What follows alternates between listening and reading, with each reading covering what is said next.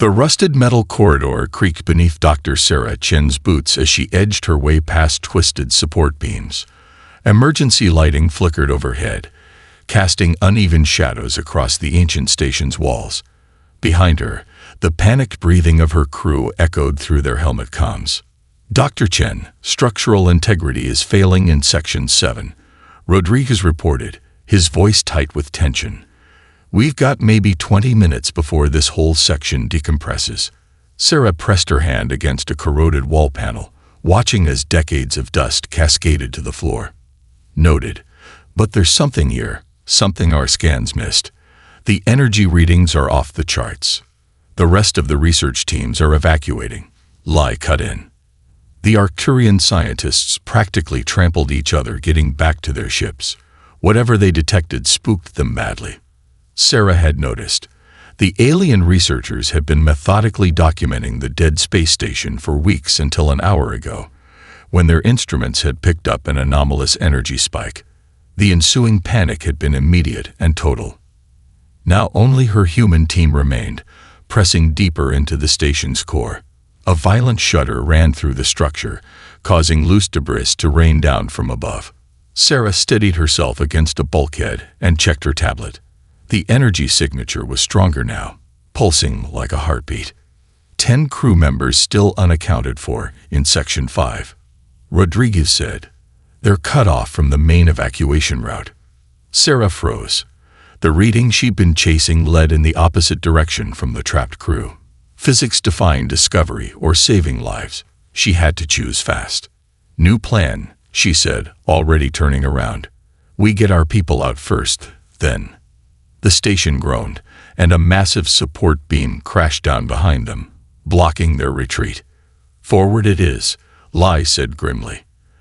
They pressed on, the energy readings growing stronger with each step. Sarah's tablet began to glitch, numbers scrolling randomly across the screen before it died completely. Just ahead, a sealed door marked in faded precursor script stood like a sentinel in the darkness. "That's not on any of the station schematics," Sarah muttered, running her gloved fingers over the alien symbols. The metal was warm to the touch.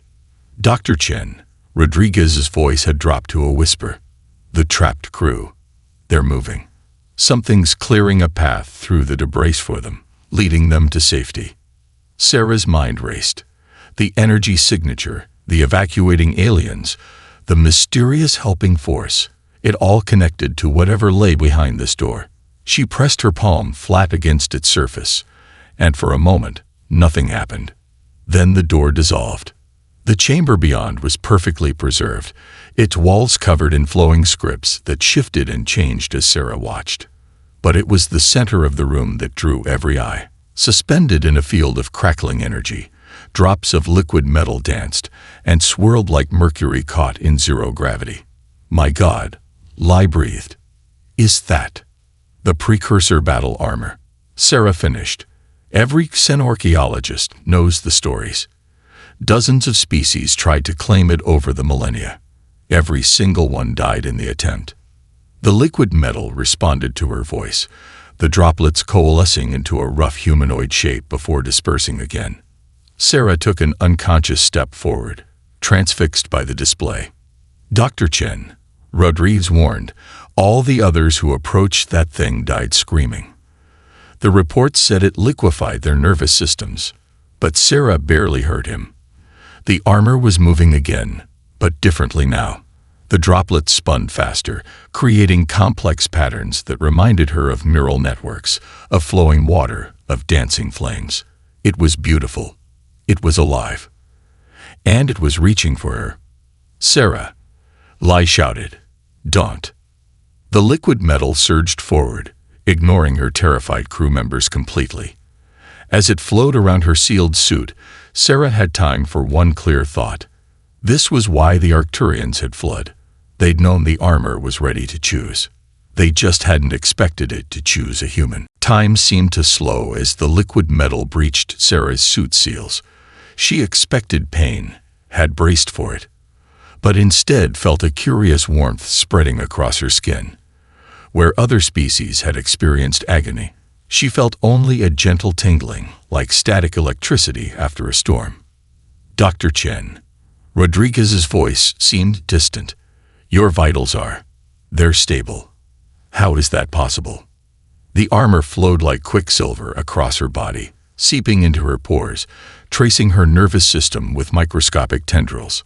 Sarah gasped as information flooded her consciousness. Star maps, weapon schematics, battle strategies from long-dead civilizations.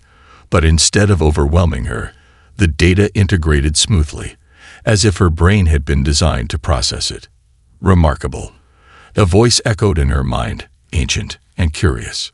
"Your neural architecture, it's unlike anything in my database." Sarah steadied herself against a wall as the transformation continued. "You're the armor's eye." "I am Cronus," the voice replied. "And you are the first being I've encountered in 50,000 years whose mind can withstand my full integration."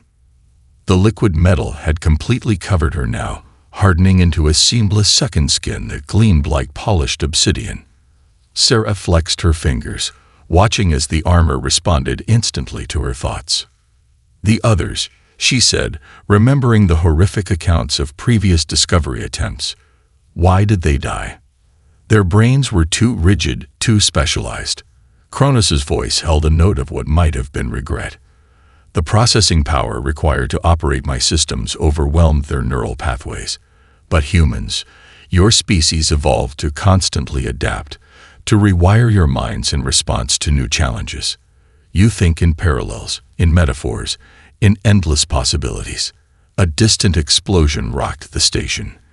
Through the armor's enhanced senses, Sarah could feel the structure beginning to tear itself apart. "Dr. Chen," Lai called out, "we need to move.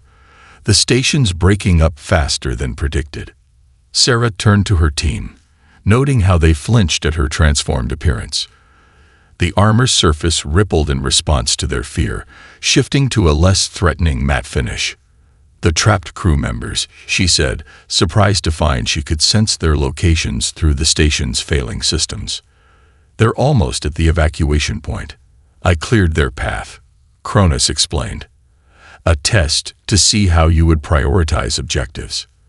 Your immediate choice to save them rather than claim me, it confirmed my selection." Sarah took a step forward, marveling at how natural the armor felt. Her movements were faster, more precise, as if the suit was anticipating her intentions before she fully formed them. "This is impossible," Rodriguez muttered, scanning her with his tablet. "The power readings. You're channeling enough energy to run a small city, but your biological systems are operating at optimal levels." Another explosion, closer this time. Sarah could feel the station's superstructure buckling. "We need to go," she said, then hesitated as new information surfaced in her mind. "There's something else here, isn't there, Cronus? Something you were guarding." "Yes." The AI's tone grew grave. "My creation was not arbitrary. I was designed as a weapon against." The station shuddered violently, and a section of ceiling collapsed between Sarah and her team. Without thinking, she reached out. The armor responded instantly, projecting a field of force that deflected the falling debris. "Holy shit," Lai whispered. "Explanations later," Sarah said, trying to hide her own shock at what she'd just done. "Right now, we need to evacuate. Rodriguez, get everyone to the ships. I'll hold the structure together long enough for." She broke off as Cronus flooded her mind with urgent data. Something vast and ancient had stirred in the void, awakened by the armor's activation. Sarah saw glimpses of worlds burning, of entire species being consumed by beings of pure energy. "They're coming," Cronus warned. "And now you understand why I had to wait for the right host. The war that ended my creators is about to begin again." The debriefing room on Earth's orbital defense station fell silent as Sarah demonstrated another impossible feat. A holographic display, previously running standard military diagnostics, transformed into a three-dimensional star map at her mere thought. The armor rippled across her skin, constantly adjusting its appearance as she processed new information from Cronus. "As you can see," she addressed the wide-eyed admirals, The armor's capabilities extend far beyond combat enhancement. She gestured, and the star map zoomed in on a distant sector. These are the territories the Void Collective consumed before the Precursors developed Cronus. Admiral Chen, no relation, though the shared surname had raised eyebrows, leaned forward. And you're certain these beings are awakening? They're stirring, Sarah confirmed, fighting back a wave of dizziness as Cronus shared another burst of historical data. The armor's activation was like ringing a bell across space-time. They'll be coming to investigate. The admirals exchanged worried glances. Sarah didn't need the armor's enhanced perception to read their concern. Humanity had barely established itself among the galactic community. The idea of facing an ancient cosmic horror wasn't in anyone's expansion plans. Show them, Cronus urged in her mind. Sarah nodded and interfaced with the holographic system again. The star map vanished, replaced by scenes from the Precursor War. Energy beings vast as solar systems, consuming entire civilizations. The Precursors' increasingly desperate weapons projects. The creation of Cronus, and its terrible cost. The others couldn't handle it, Sarah explained as the images faded. Every species that found the armor had adapted to specific evolutionary niches. The Arcturians are natural mathematicians, the Vextree are living quantum computers, but their very specialization made them incompatible. And humans? Admiral Chen asked. Sarah smiled slightly. We're adaptable generalists. Our brains are pattern recognition engines, constantly rewiring themselves. Where other species' minds shattered under Kronos' computational load, ours simply adapts. As if to demonstrate, the armor shifted again, its surface temporarily becoming transparent to reveal the complex network of nanoscale machines interfacing with her nervous system. Fascinating, one of the scientific advisors muttered. The armor isn't just using you as a host, it's learning from you. Yes, Sarah agreed, remembering her shock at that discovery. Cronus was designed to be the ultimate weapon, but human creativity is showing it new applications. Watch. She reached out and touched the holographic projector.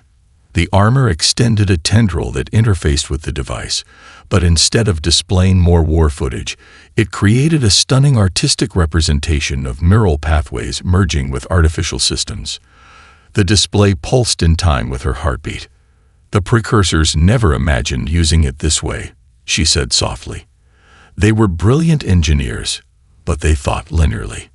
Humans, we think in metaphors, in art, in impossible connections. And this helps us fight the Void Collective how? Admiral Chen pressed. Sarah was about to answer when pain lanced through her head. She stumbled, catching herself against the conference table as new information crashed through her consciousness. Dr. Chen, one of the admirals rose in alarm. I'm fine, she managed. Just processing. The armor's still teaching me. And sometimes, she straightened up, her eyes wide. Sometimes it overwhelms even human adaptability. Perhaps we should take a break, the scientific advisor suggested. No time, Sarah said, her voice tight. Cronus is showing me something crucial. The Void Collective, it's not just coming to investigate. It's... She looked up at the assembled leaders, her expression grave. It's already here. Watching. Testing our defenses. The armor shifted to combat mode, its surface hardening into geometric patterns that somehow hurt to look at directly. Sarah felt her mind expanding again, accepting new tactical capabilities that would have driven other species mad. How long do we have? Admiral Chen demanded. Sarah checked the calculations running through her enhanced consciousness. Days, maybe hours. But we have one advantage the Precursors never had. She held up her hand, watching as the armor flowed like liquid starlight between her fingers. A weapon that can finally think as flexibly as its enemy. The Admiral nodded grimly. Then let's make every second count. Tell us everything you know about killing gods. Sarah felt them before the sensors did. A subtle wrongness in the fabric of space-time, like a shadow falling across reality itself. She was suited up and launching from the defense station before the first alarm sounded. Multiple anomalies detected in the Kuiper belt, Cronus reported in her mind. Energy signatures match historical records of void collective manifestation. The armor propelled her through space at speeds that should have turned her to paste, but her enhanced physiology barely registered the G-forces. Behind her, Earth's defense fleet was scrambling. But they'd be too late. "How many?" she asked, watching as strange distortions began appearing against the star field ahead. 3 primary entities, each approximately the mass of a small moon. Cronus's tone was grim, but their physical size is irrelevant. They exist primarily in dimensions we can't perceive. The first attack came without warning. Space itself seemed to fold, and suddenly Sarah was engulfed in coruscating energy that would have annihilated an unprotected ship. The armor responded instantly, adapting its structure to channel the assault away from her vital systems. "They're stronger than the historical records indicated," Cronus observed. "They've evolved." Sarah spun through the void, retaliating with a burst of concentrated quantum force that seemed to surprise the nearest entity. She felt its surprise ripple through higher dimensions, an alien mind touching hers for an instant. "They didn't expect us to be able to hurt them," she realized, dodging another reality-warping attack. The Precursor's weapons could only hold them back, but we. She let instinct guide her, using the armor in ways its creators never imagined. Where the Precursors had tried to match force with force, Sarah thought laterally. She created quantum entanglements between the entities, using their own power against them. One of the void beings screamed in frequencies that shattered nearby comets. The sound would have driven an unaugmented mind insane, but Sarah's adapted consciousness translated it into comprehensible patterns. "They're not just attacking," she told Cronus as she launched another counterattack. "They're testing us. Learning." A massive energy surge warned her seconds before space twisted again. This time, the attack came from all directions at once. Sarah felt the armor straining to compensate, its systems pushing the boundaries of what even her enhanced mind could handle. "Fleet approaching," Cronus announced. "Recommend they maintain distance. Conventional weapons will be useless." "Belay that," Sarah gasped, rolling through another dimension-splitting assault. "I need them here. I have an idea." The Earth ships arrived just as the void entities were preparing another attack. Sarah broadcast on all frequencies. "On my mark, fire everything you have. Don't aim at them. Aim at these coordinates." She transmitted a series of points in space, seemingly random locations between the void beings. The fleet commanders, to their credit, didn't hesitate. Now, hundreds of weapons fired simultaneously. The armor enhanced Sarah's perception, letting her see the attack in slow motion. Before the energy beams and projectiles could pass through the designated points, she used the armor to twist space-time just slightly, creating a complex web of gravitational lenses. The combined firepower of Earth's fleet, refracted and redirected through higher dimensions, caught the void entities in a crossfire they couldn't have predicted. For the first time in recorded history, the cosmic horrors retreated. As the entities fled deeper into the solar system, Sarah picked up fragments of their communication. Images of worlds burning, civilizations falling, but also curiosity, interest. They hadn't expected this kind of resistance. "That was unprecedented," Cronus said. "No previous host ever conceived of using conventional weapons in that manner." Sarah watched the distortions vanishing into space, knowing this was only the beginning. The Precursors built you to be the perfect weapon, but they never considered that the best weapon might be an imperfect one. Human creativity is messy, adaptable, unpredictable. "They'll be back," Cronus warned, "with greater numbers." "I know." Sarah turned back toward Earth, her mind already racing with new possibilities.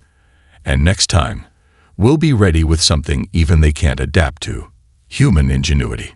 The armor hummed in agreement as they streaked home, leaving the battlefield quiet but forever changed. The war had begun, but for the first time, the Void Collective faced an enemy as adaptable as itself. The refugee fleet hung in deep space, running dark to avoid detection. 50 ships carrying 30,000 civilians, all that remained of the Proxima Centauri colony after the Void Collective's latest attack. Sarah floated at the edge of the formation, her enhanced senses stretched to their limits as she searched for any sign of pursuit. Their attack pattern was different this time, she told Cronus, reviewing the battle footage in her mind. More coordinated. They're learning from each encounter. As are we, the AI responded. Your neural architecture continues to create novel applications for my systems. The harmonic defense grid you deployed. Sarah nodded, remembering how she'd turned the fleet's communication arrays into a resonating barrier that had actually hurt the energy beings. Music theory and quantum mechanics. No one ever tried that combination before. A signal pinged from the flagship. Admiral Chen's hologram appeared before her. Dr. Chen, long-range sensors are picking up distortions at the edge of the system. They're coming back. Sarah was already moving, the armor propelling her toward the coordinates. How many? 7 primary entities, larger than before. She swore under her breath. The last battle had nearly overwhelmed her with just 4 opponents. 7 might be beyond even her enhanced capabilities. The refugees won't survive another direct assault, Cronus observed. Then we'll give them something else to focus on. Sarah reached out with her mind, interfacing with the fleet's systems. Admiral, I need every ship to route power to their entertainment systems. Their what? Trust me. She began transmitting instructions, using the armor to modify the civilian vessel's basic audio equipment. Humans developed music before we developed language. We're hardwired to recognize patterns in sound, to feel emotional resonance in specific frequencies. Understanding dawned in the Admiral's eyes. You're going to weaponize music against them. Better. Sarah smiled as the modifications came online. I'm going to teach them to dance. The void entities emerged from hyperspace like tears in reality, each one massive enough to swallow a planet. They moved with terrible purpose toward the refugee fleet, their higher dimensional forms warping space itself. Sarah launched herself directly at them, her armor pulsing with accumulated energy. But instead of attacking, she began broadcasting on all frequencies, a complex harmony of quantum fluctuations and electromagnetic waves that mimicked the structure of a classical symphony. The nearest entity recoiled in confusion. The others paused their advance, trying to analyze this new weapon. Sarah pressed her advantage, weaving more patterns into the broadcast as the refugee ships joined in, each adding their own harmonic frequencies to the mix. They're responding, Cronus reported with something like awe. The quantum fluctuations in their energy matrices, they're synchronizing with the music. Sarah felt it too. The void beings weren't just listening. They were learning, adapting, trying to understand this strange new form of communication. She adjusted the frequency, incorporating their own energy patterns into the symphony. For a moment that stretched across dimensions, predator and prey moved together in an impossible dance of light and sound, and quantum probability. Then one of the entities struck, but not at the fleet. It lashed out at its closest companion, using a variant of Sarah's harmonic pattern as a weapon. The attacked being responded with its own modification of the symphony, creating a cascading resonance that drove them further from the refugee ships. They're fighting each other, Admiral Chen breathed. How? Music is mathematics made emotional, Sarah explained, maintaining the broadcast. We showed them a new way to interact with reality, and they couldn't resist experimenting with it. Humans aren't the only ones who can adapt. The void entities continued their deadly dance, too engrossed in their discovery to notice as Sarah led the refugee fleet to safety. By the time they recovered, their prey would be long gone. A temporary solution, Cronus cautioned as they jumped to hyperspace. But an important one, Sarah countered. We proved they can learn, change, be distracted by beauty. That makes them more than just monsters. She watched the sensors until the dancing energy beings disappeared from range, her mind already working on new ways to combine human creativity with the armor's power. The war wasn't over, but for the first time, she felt like she truly understood their enemy. and understanding, as any human knew, was the first step toward victory. The red dust of Mars swirled around Sarah as she knelt in the ruins of Olympus Base. The armor shifted restlessly against her skin, reacting to her unease as she studied the aftermath of the latest void attack. Something was different about this one. The pattern doesn't match their previous strategies, she murmured, running her hand over a perfectly circular hole, melted through 3 meters of reinforced hull. They didn't try to consume everything this time. They were searching. Agreed, Cronus responded. Analysis shows they bypassed several high-value targets to access the base's data cores. Sarah stood, letting her enhanced senses sweep the devastation. 47 dead, but hundreds evacuated safely thanks to her early warning. Still, the precision of the attack troubled her. The Void Collective was evolving faster than anyone had predicted. Dr. Chen, a heavily armed figure, approached through the dust storm. Colonel Rivera, her face grim behind her environmental suit's faceplate. We found something you need to see. They descended into the base's lower levels, where emergency power still functioned. Sarah's armor automatically adjusted to the dim lighting, revealing details her human eyes alone would have missed. The walls here bore strange marks, not battle damage, but deliberate patterns. They wrote on the walls. Sarah stepped closer, the armor translating quantum fluctuations into visible light. No, they modified the atomic structure of the metal itself. They're trying to communicate. Is that even possible? Rivera asked. Everything we know about the Void Collective suggests they're beyond physical comprehension. Sarah was about to respond when a surge of information from Cronus nearly brought her to her knees. The AI had recognized something in the patterns, something that contradicted everything in its historical database. These aren't just messages, Sarah gasped as her mind processed the revelation. They're coordinates, star charts. The Void Collective is mapping their own invasion path. But backwards. Backwards. Rivera frowned. Why would they? Because they're looking for their origin point. Sarah's fingers traced the atomic alterations, her armor interfacing directly with the modified metal. They're trying to find their way home. A distant rumbling shook the base. Sarah's enhanced awareness instantly identified the source. Another void entity, massive enough to affect Mars' tectonic stability, was approaching. Evacuate your people, she ordered Rivera. I need to make contact. Make contact. Are you insane? After what they did here. But Sarah was already moving, her armor propelling her through the base's wrecked corridors toward the surface. The patterns were finally making sense. The selective attacks, the data core breaches, the strange dance with music in the refugee encounter. Cronus, she said as she emerged onto the red plains, I need you to show me everything the precursors knew about the Void Collective's origins. The information flooded her consciousness. Ancient experiments in dimensional engineering, attempts to harness energy beings as weapons, containment failures, and finally, betrayal. The void entity manifested above her like a terror in reality itself, its mass casting impossible shadows across the Martian surface. Sarah stood her ground, her armor reconfiguring to broadcast on frequencies she now knew the being would understand. You were weapons, she called out across dimensions. Like Cronus, the precursors created you, then lost control. They sealed you away in another dimension, but the containment is failing. That's why you're back. You're trying to find a way to stabilize yourselves. The entity's response hit her like a physical blow, a blast of pure information that would have shattered an unaugmented mind. But Sarah's adaptable consciousness absorbed it, transformed it, understood. They were afraid.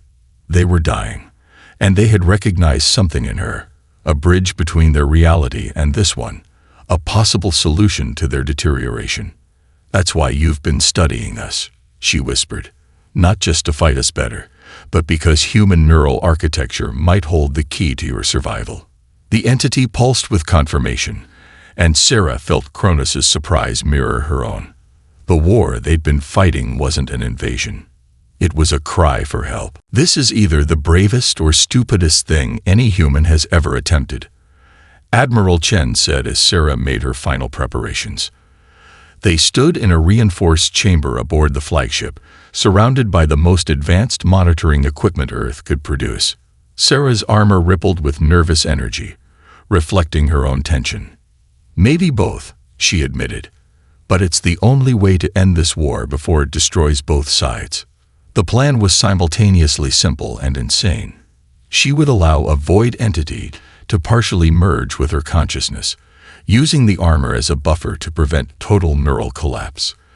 If she survived, she might finally understand their true nature and find a way to save them. Cronus, she said mentally, are you ready? My systems are configured to maintain neural stability. The AI responded.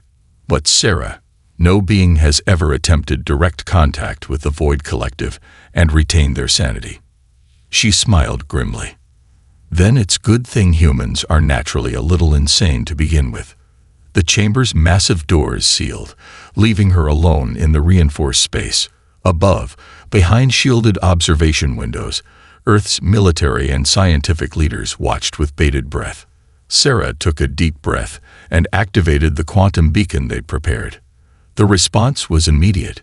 Reality twisted, folded, tore open as a void entity manifested in the chamber.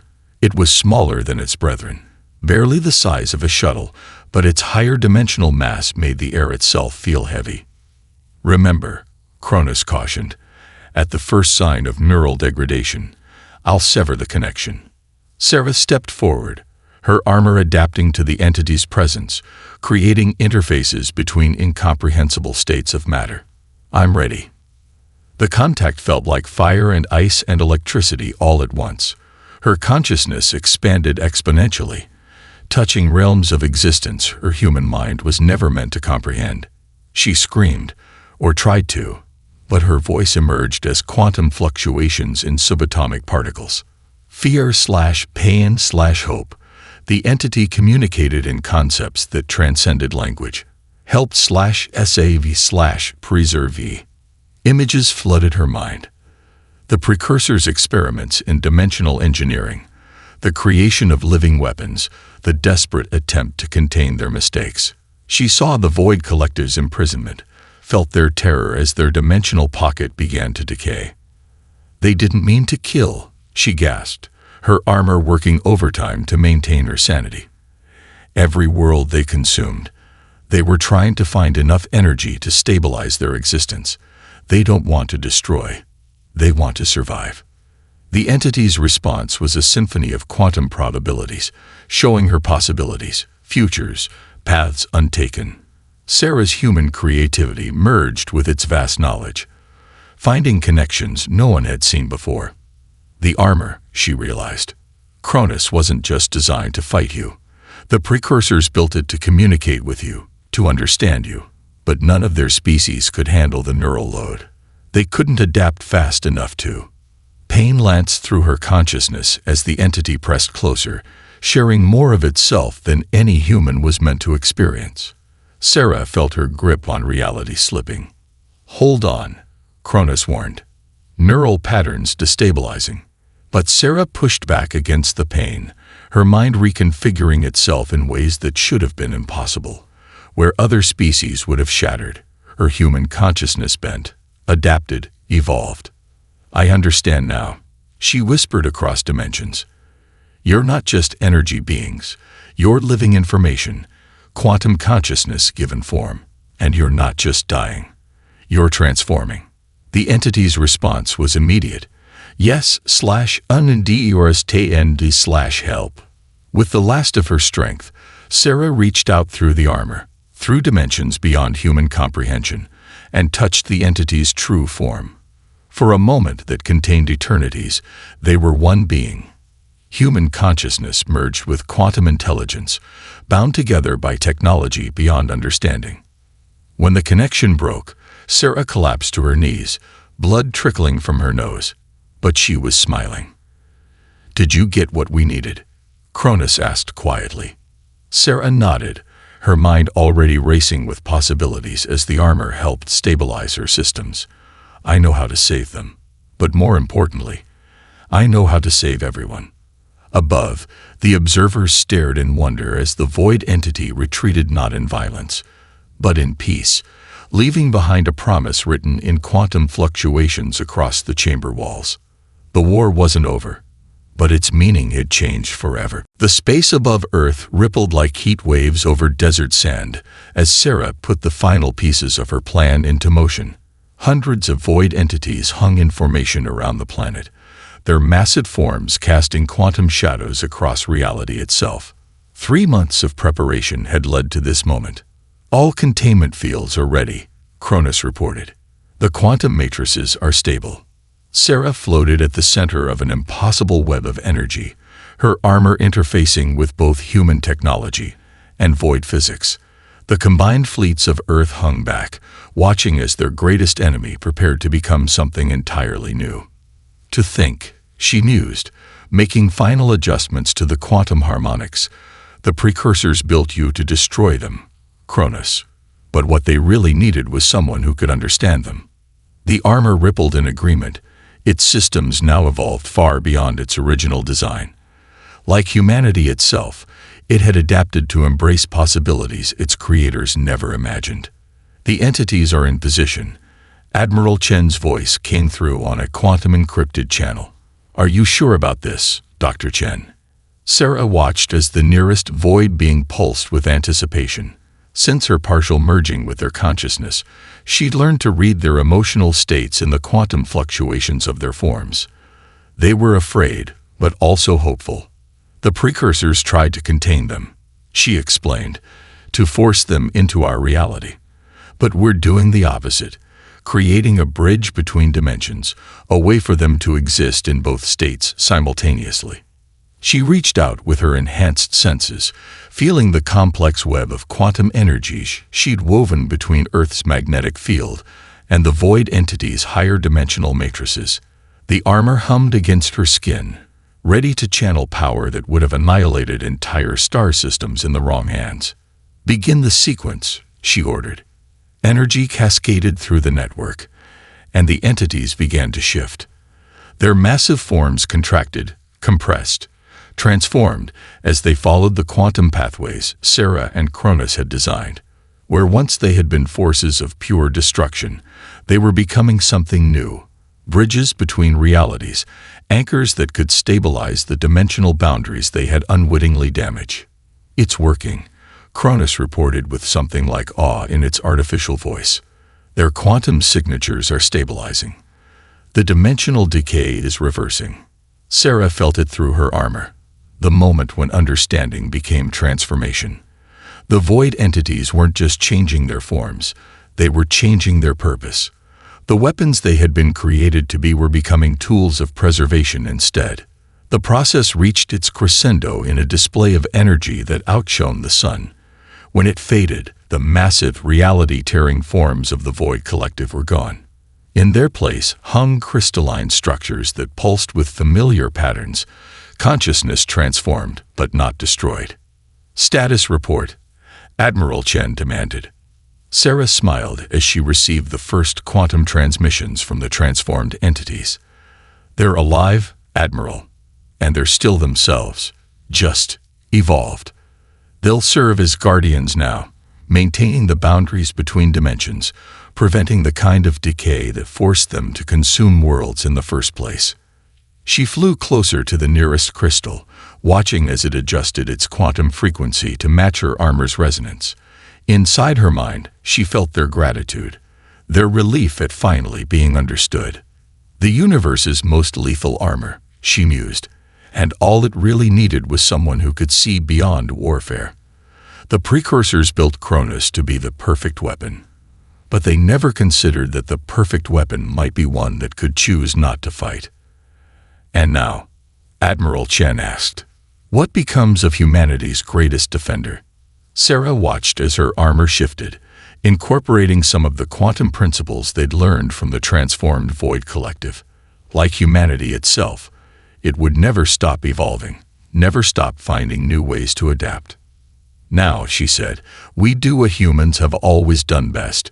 We explore.